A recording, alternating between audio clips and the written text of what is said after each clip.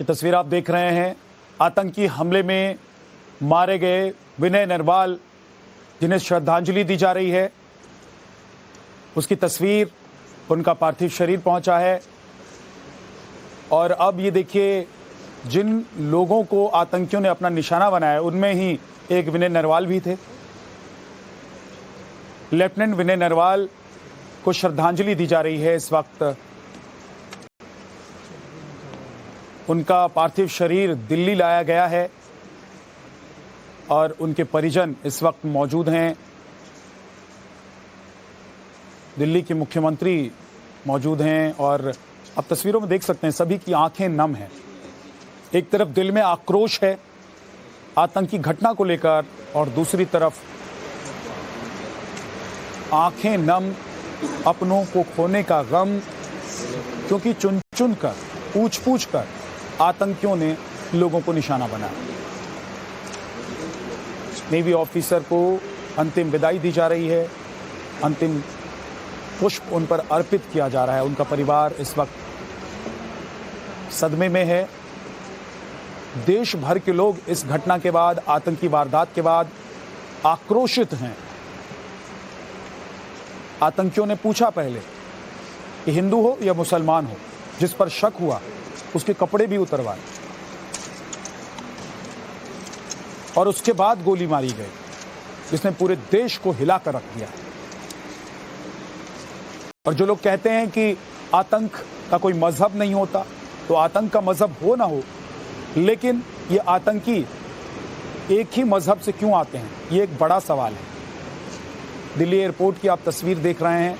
पार्थिव शरीर विनय नरवाल का लाया गया है। दिल्ली एयरपोर्ट पर ही उन्हें श्रद्धांजलि दी जा रही है। लेफ्टिनेंट विनय नरवाल,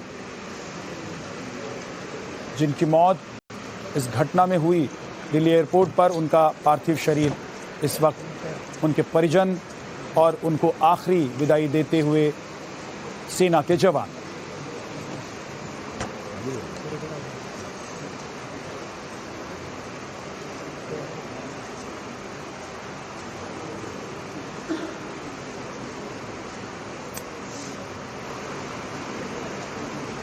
उनके लिए पहलगाम गए हुए थे और शादी के बाद गर्मी में घूमने के लिए लोग कश्मीर जाते हैं, घाटियों में कुछ वक्त बिताते हैं और ये सुकून के पल होते हैं, ये खुशी के पल होते हैं।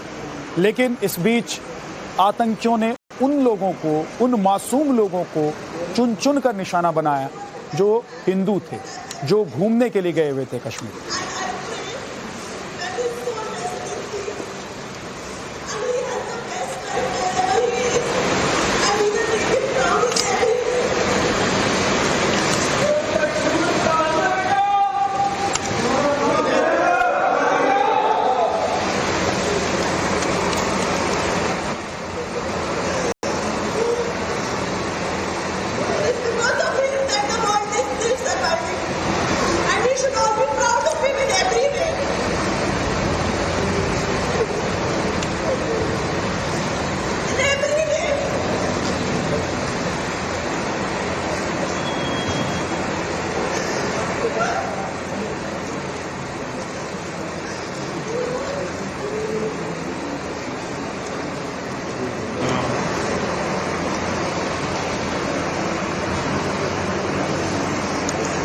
दिल को झकझोर देने वाली एक तस्वीर है और आप अंदाज़ा लगाइए कि एक नवविवाहिता जो घूमने के लिए अपने पति के साथ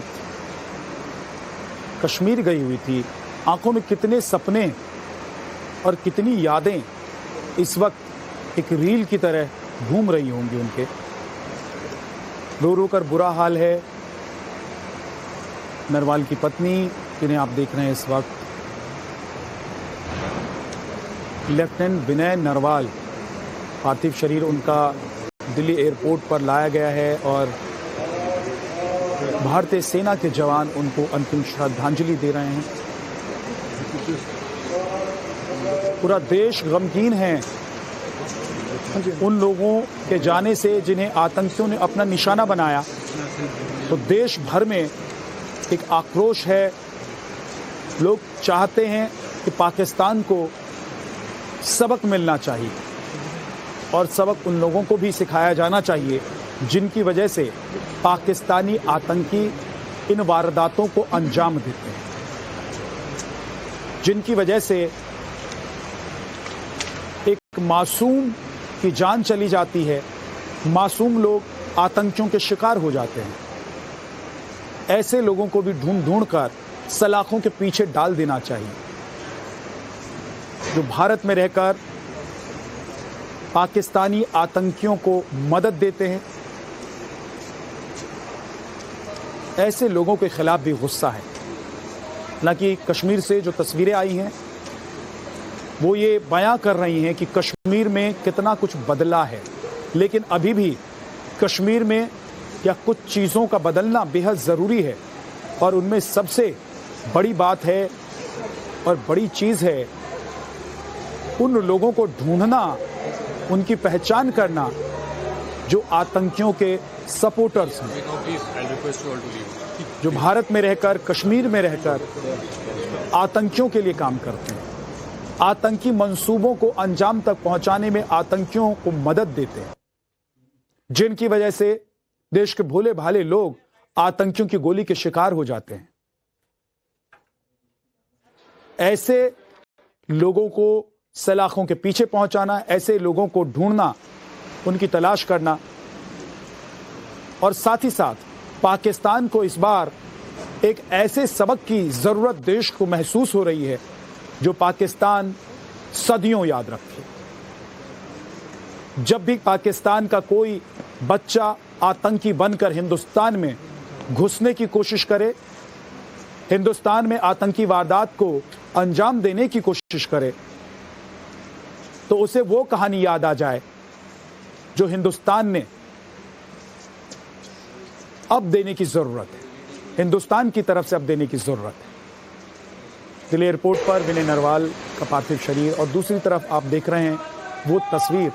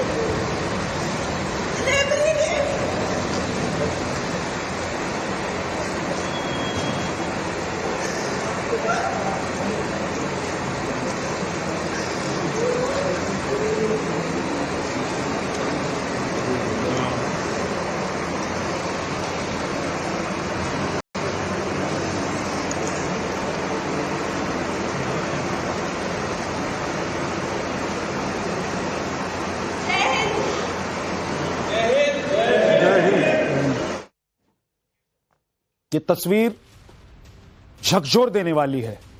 खून के एक एक कतरे का हिसाब कैसे होना चाहिए, ये अब देश की सरकार को और सेना को तय करने का पूरा हक है और देश की जनता यही चाह रही है। ये रोती बिलखती हुई जो तस्वीरें इस वक्त देश के सामने हैं, ये बता रही है कि कैसे आतंकियों के निशाने पर जब लोग आ रहे थे, उनसे पूछा जा रहा था कि वो हिंदू हैं या मुसलमान हैं। उस वक्त का मंजर जरा समझिए और याद कीजिए और ये तस्वीर देखिए। आपका दिल भर जाएगा, आपको ऐसा लगेगा कि क्या हम अपने देश में ही सुरक्षित नहीं हैं। ब्रिगेडियर रिटायर्ड विजय सागर धीमान, डिफेंस एक्सपर्ट हमारे साथ होंगे। दिनेश नैने, रिटायर्ड कर्नल, हमारे साथ डिफेंस एक्सपर्ट होंगे। और हमारे साथ इस वक्त विंग कमांडर सतीश शर्मा जी हैं।